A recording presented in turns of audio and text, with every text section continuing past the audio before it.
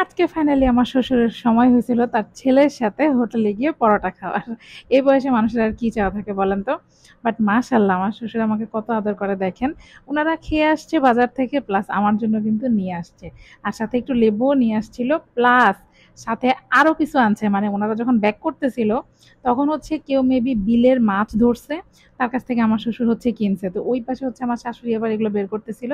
আর এই জিনিসগুলো দেখতে আমার যে এত ভালো লাগে। আর এই পাশে দেখেন কি সুন্দর মুরগির বাচ্চাগুলো ছুটোছুটি করতেছে, উনি ছেড়ে দেয়। আবার জানেন যখন উনি খেতে দেয় তখন আবার ডাকে এই মুরগি এই মুরগি। আচ্ছা যাই হোক, তো এই যে দেখেন বিলের মাছ, মাছগুলো কিন্তু একদম তাজা। আপনারা দেখলে একটু বুঝতে পারবেন মাছগুলো একদম তাজা, প্লাস হচ্ছে এক ক্যাটাগরির মাছ না, কিন্তু বিল থেকে যা উঠছে ওটাই হচ্ছে আমার শ্বশুর হচ্ছে ফুয়াদ সহ কিনে নিয়ে আসছে। তো আমার কাছে দেখে বেশ ভালো লাগতেছিল, ছোট ছোট মাছ।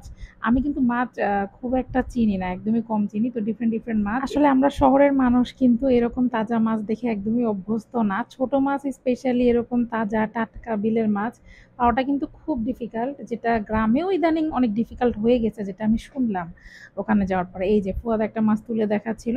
তো যাই হোক, আমি তো ভাই মাছ টাছ একটু কম চিনি। আর আজকে আমার শাশুড়ি কিন্তু এগুলো রান্নাও করবে, সাথে থাকেন। ব্লগ তো অবশ্যই আপনাদের সাথে শেয়ার করব। দেখছেন কি সুন্দর মানে কিলবিল করতেছে। আমি সিরিয়াসলি আমি এই ধরনের সিন খুবই মিস করি। গ্রামের এই সব জিনিসগুলো আমার কাছে কিন্তু খুবই ভালো লাগে। শুধু এই তাজা মাছ বলে না, গ্রামের বিভিন্ন অ্যাক্টিভিটিস কিন্তু আমি অনেক হচ্ছে এনজয় করি। যদিও বা হচ্ছে ছেলের বউ জন্য একটু কম বের হইতে পারি, হয়তো বা মেয়ে বা রিলেটিভ হইলে আরেকটু বেশি স্বাধীনতা পাইতাম। বাট আসলে গ্রামের পরিবেশ সম্পর্কে আমার হয়তো আইডিয়াটা একটু কম, যার কারণে আমার শাশুড়ি যেভাবে বলে বা আমার হাজব্যান্ড যেভাবে বলে আমি ওইভাবেই চলার চেষ্টা করি। আচ্ছা, তারপরে ওই পাশে হচ্ছে আমার শাশুড়ির গাছে কাঁঠাল ধরছিল, ওই কাঁঠাল আবার পেড়ে নিয়ে এসে একজন দিয়ে গেল। আর এই পাশে হচ্ছে আম্মা ইয়া করছে, মানে লবণ দিয়ে ভিজায় রাখছে সম্ভবত, আরো কি কি দিছে আই ডোন্ট নো। এখন এটা ঢেকে রাখবে মাছগুলো সম্ভবত, তারপরে ধুয়ে পরিষ্কার করা হবে। আর আমরা এই পাশে হচ্ছে নাস্তা করতে বসে গেছি। হালকা হালকা বৃষ্টি, দেখে মনে হচ্ছে রাতের বেলা, বাট না, একদম ভোরবেলা। কিন্তু লাইট জ্বালাইছিলাম কারণ বৃষ্টির কারণে হচ্ছে আবহাওয়াটা একটু অন্ধকার অন্ধকার হয়ে আসছিল। তো এই যে দেখেন খেতে বসে পড়লাম, বিশাল বড় কিন্তু পরোটাটা ছিল। ডালে চুবাই চুবাই খাচ্ছিলাম। ডালটা আমার কাছে এভারেজ লাগছে, বাট পরোটাটা বেশ মজা।